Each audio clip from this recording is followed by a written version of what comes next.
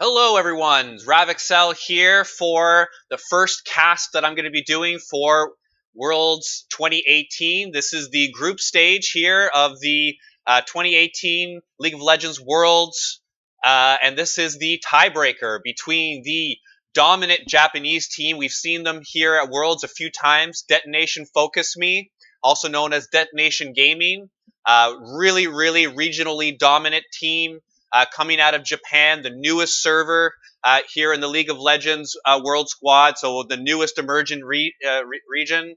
We have seen this team in the past, and they've struggled to pick up any games before, even in the group stage. So here we're going to see them against another familiar face in KaBuM Esports, coming out of Brazil, which, yes, as an emerging region, they are still playing through this group stage, but they have produced teams which have upset the dominant regions from years past, and every year it's different. Although I have to say, this year they have not looked very good up until this point.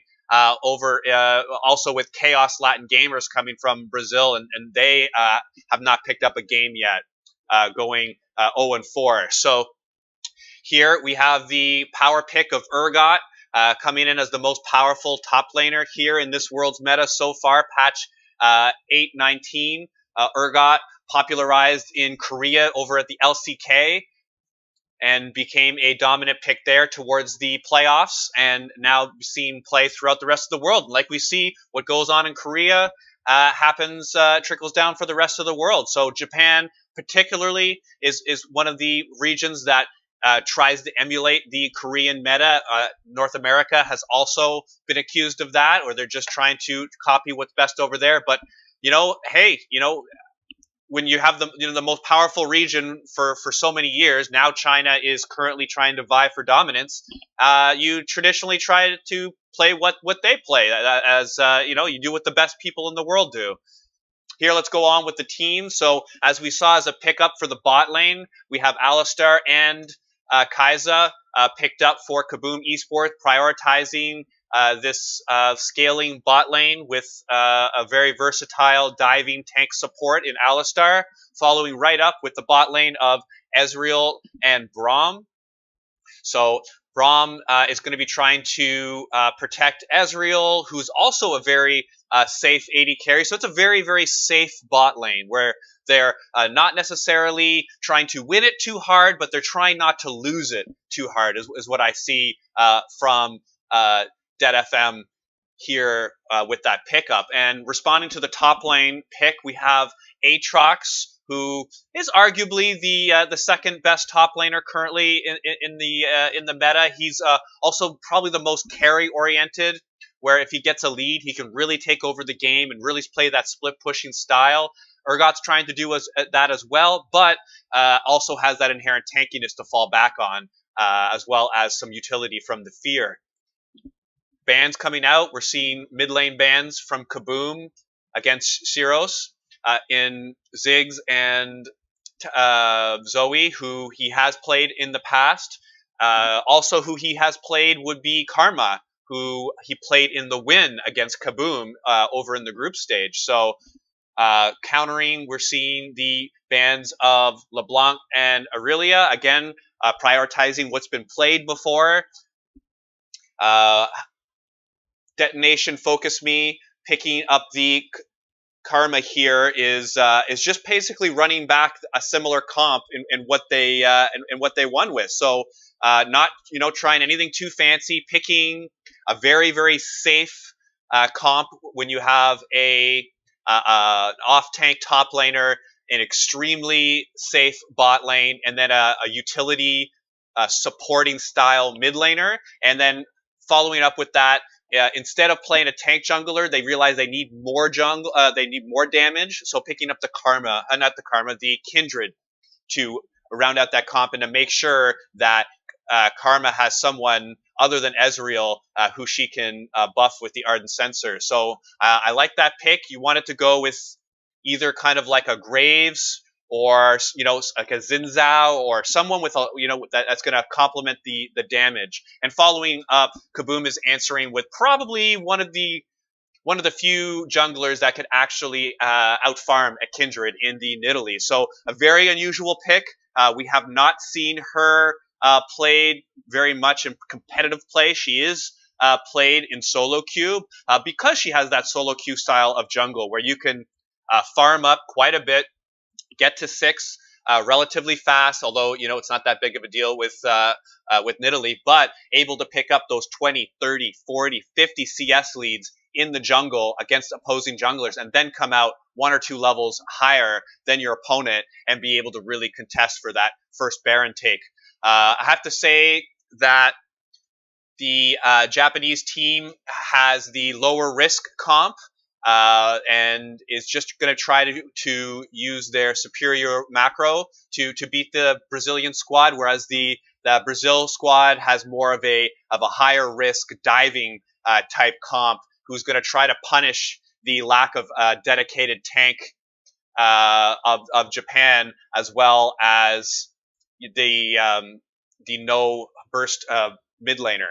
So I would have to say that the Japanese squad has looked unusually good this Worlds. I've watched both games against C9, and both times they had a very, very close game where they had opportunities to win. In the first game, they had a big lead on C9. In the second game, they had 2 Infernal Dragons and kept the gold close. So I expect big things from this DFM squad.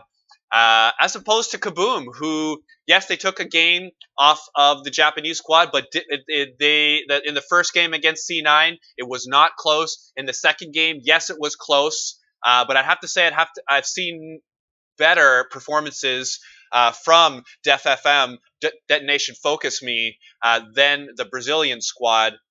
And I'd have to say that the top laner has been a big part. Evi, who's been part of this team for years now. Same with Udapon, a big-time veteran, been on this team for years. I've seen these guys play in these games and honestly get crushed. They got crushed in previous years. And this year, for the first time ever, Japan looks to change the page, change the chapter. Yes, we're a new region. Yes, we have a very small player base, but we're here to stay.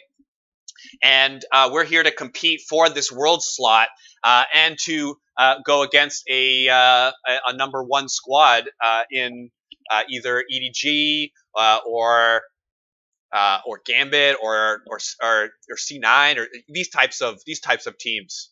So really looking forward to see this. I really like seeing the Japanese squad here vie for this, and it's just going to have to see whether they really step up and challenge Brazil now for this emergent region kind of respect, or whether they do in years past and they resign themselves to not making it any stage further in groups, not picking up wins, and sadly having to go back to the drawing board and see how they're going to come back the next year. But we have some new players here on the team, Steel, Cyros, and Vivid, and we're going to see how they're going to react in this high-pressure situation. This has to be the most important game any of those 3 players has ever played, and possibly for the other veterans, Evi and Udapon, because they have not made it.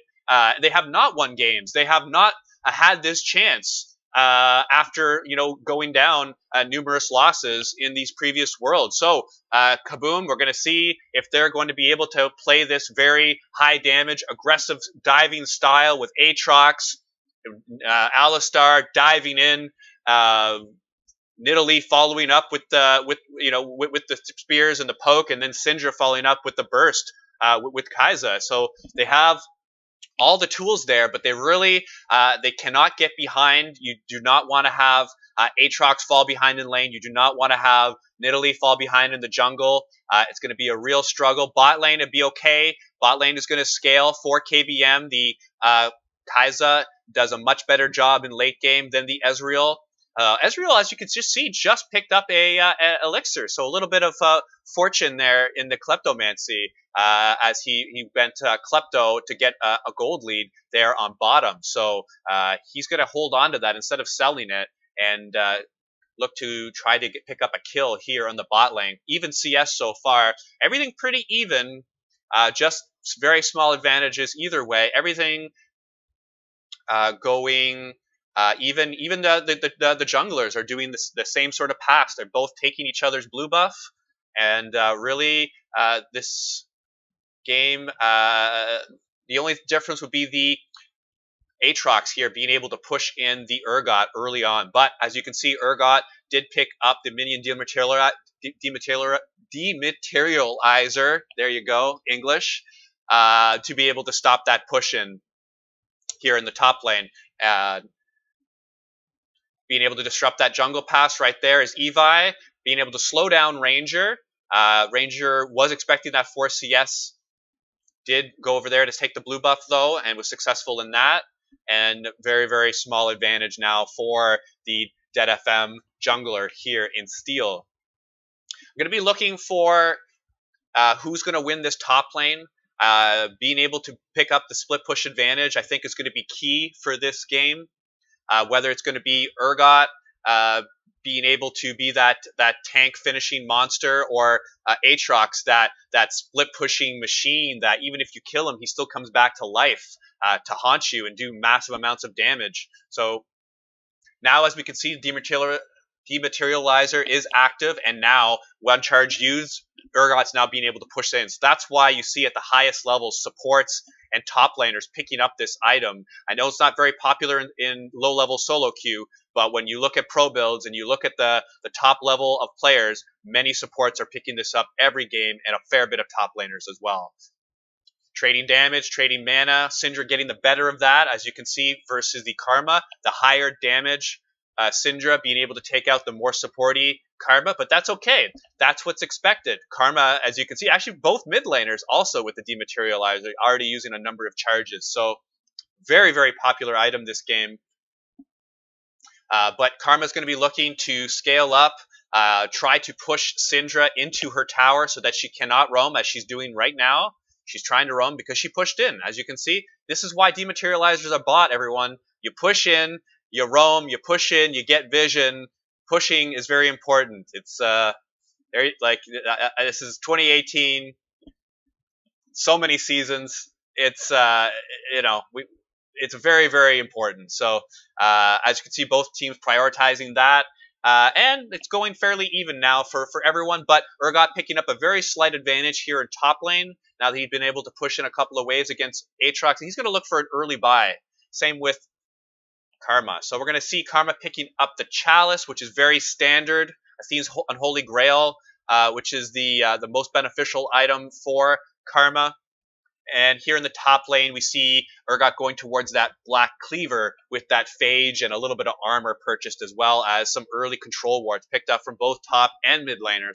Another thing you see in the top level, every lane is buying control wards. Every lane and every game is buying at least 4 or 5 control wards. Doesn't matter if it's a 25-minute game. Everyone's picking up multiple control wards towards the end of the game, and it's so very important. And these teams, especially the Japanese squad, now I've already seen 4 control wards purchased by 7 minutes. So take a look at the difference between that and maybe your games at home, which definitely does not look like that, because my games for sure do not. Going back, we're seeing fairly even in the jungle, but now slight advantage for the Syndra, who was able to get an early damage advantage onto the Karma, pushing her in, picking up that Lost Chapter there, going to help with the mana, going to help with the ability damage, also control ward, as we can see. Urgot continuing to try to push in, but Aatrox is trading. Both fairly even. Another roam here from Syndra. This is already 2 roams away from lane that the Syndra is trying to make plays, but this time being spotted out by Kindred, and you're going to have KaBuM, who's going to know where the Japanese jungler is. It's a good thing about Urgot, as you can see, you can often push in the lane, come down, either take the Scuttle Crab, or as you can see, pick up the Honey Fruit, be able to sustain, whereas Aatrox now has to go back to base, going ahead and using the teleport, whereas Aatrox, who's got Spellbook, can stay in lane now with almost full health and full mana. Looking around, bot lane very even. That's an advantage for KaBuM. They want to farm this out. They want to get 3 or 4 items on this Kai'Sa to really get into the fights here in the 25-30 minute mark.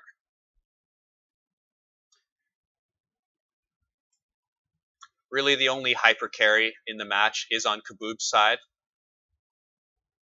Gold extremely even. First Dragon Mountain. So here we are at the 9-minute mark. Both junglers on the opposite side having cleared. I would expect for each of them to start to focus down towards bottom and contest for this dragon, or possibly a bot lane gank. So as you can see, top jungles are clear, and we're going to see, big engage here from the Alistar, but Ezreal being able to shift away there, being able to negate that CC, and a nice skilled play while getting some damage back onto the Alistar. Good damage traded back here from Utapon, getting Titan down to a 3rd health, and he's going to fall back. And a little bit of a disadvantage here for KaBuM, because they got poked out on bottom lane and then started to rotate up and gave up that they were doing the dragon. So a little bit of a misstep that all started from the bottom lane here. Utapon and Vivid going to finish off the Alistar with Steel picking that up, and they're going to take this half-health dragon, thank you please, and picked up first blood and this first mountain dragon. Not necessarily the most game-changing early on dragon, but one of those, if you can get a lead with this mountain dragon, you're able to take that second tower. You're able to go for that Baron where maybe you wouldn't normally be able to. So I like this. This all started before this. As you can see, Titan is already weak in mana, already weak in health, and Ranger taking damage, the jungler, from the Baron, has to go off this. Excellent arcane, excellent ult from the Ezreal here. This is the Japanese squad. Very excited. They know how big this turn of play is, showing how important this game is. Like I said, at least for 3 of these players, it's the most important game they've ever played, possibly for the other 2 as well. So, big moment. They got a slight lead here on the Brazilian squad, KaBuM, who has had better international success in the past than this Japanese squad. So we're going to see how this game plays out. It's pretty even so far, with the slight advantage for DFM, Next Dragon Infernal. So that's very lucky for the Japanese squad, as if they can continue to control this game, possibly can pick up an extremely useful Next Dragon before this Baron comes up. Scuttle Crab coming up. Looks like they're going to try to fight over it. Wards are placed from the Brazilian squad, and they're going to give it up. So now Ranger has went ahead and picked that up, and has kept the CS lead very close. Both junglers with strong scores, though with Steel with the first kill and a slight gold advantage, despite only having 2 CS more. As you can see with the top lane, with Evi going with Ignite and Exhaust with the Spellbook, very, very strong laning summoners. He's going to look to pick up a kill here onto the Aatrox. We're going to see, as he's going back to base, whether he switches it up to the teleport to get back to lane. He may.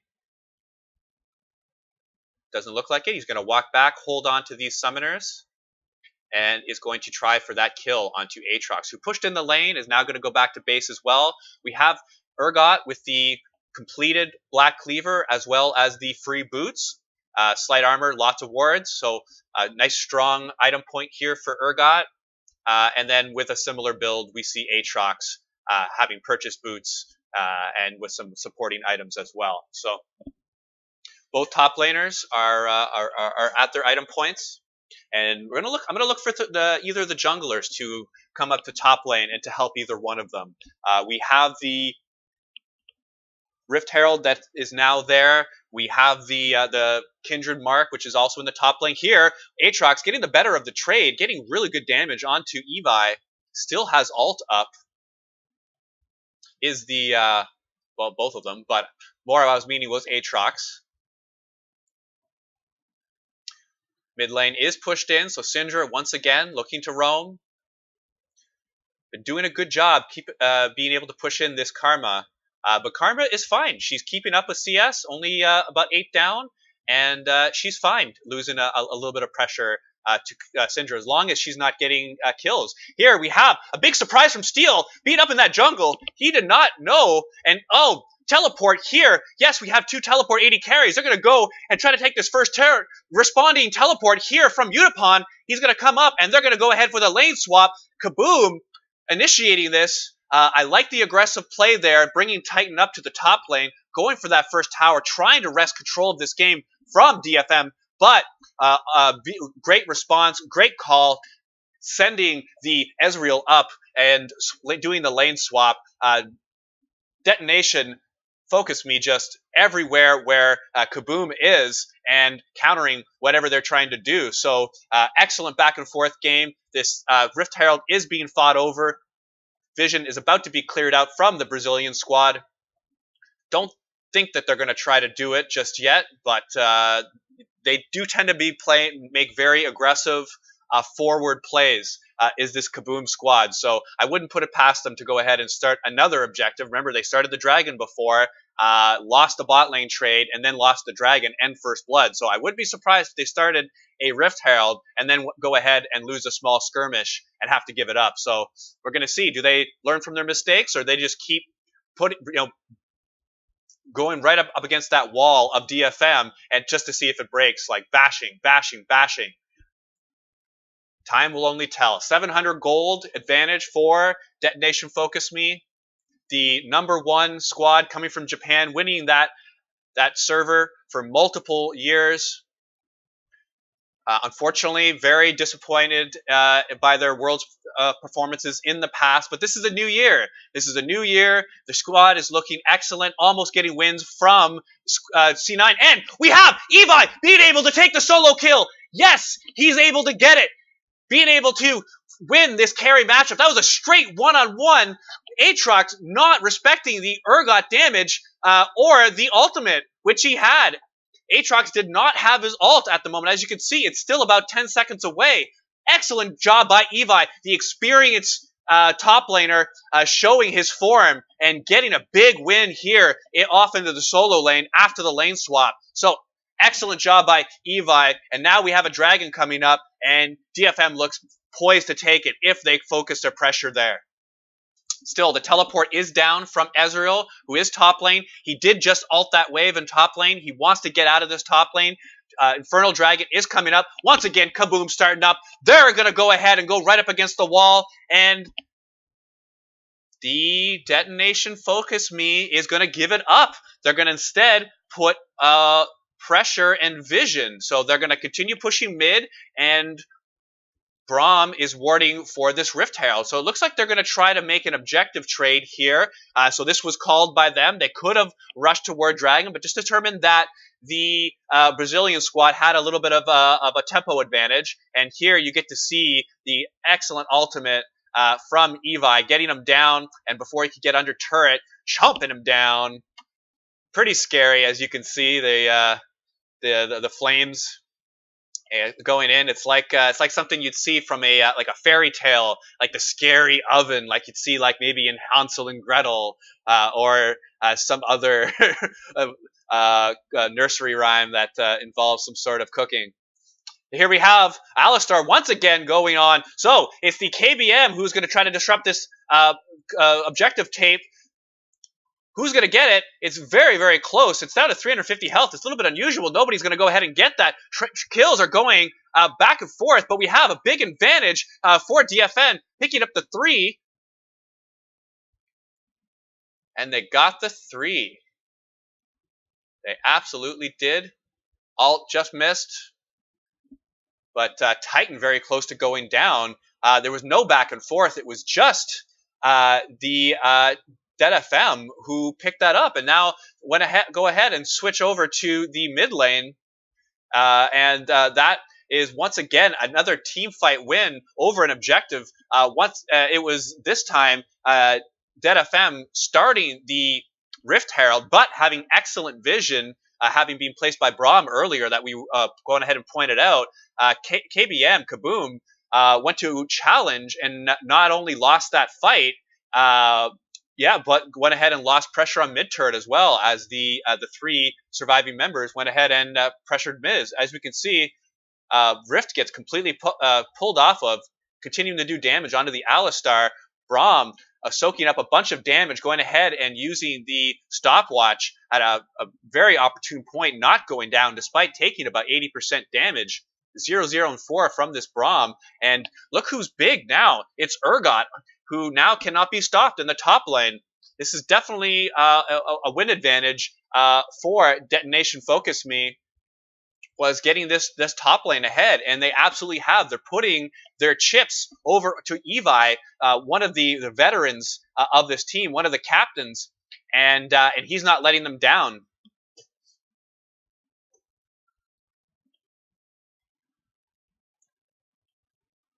Mid lane here for Syros, getting some of the core items, going for the Athene's Unholy Grail, now looking for the Ardent Sensor for second item. Once that Ardent Sensor is picked up, it's going to be making this double 80 carry comp that much stronger. Kindred and Ezreal both could use that attack damage, and although they both can use the attack damage, and they're both going to be extremely strong at bursting down what is essentially only an Alistar front line. I mean, Aatrox can be considered slightly tanky if you consider his second life that he has, but other than that, he goes down pretty quickly when you focus him.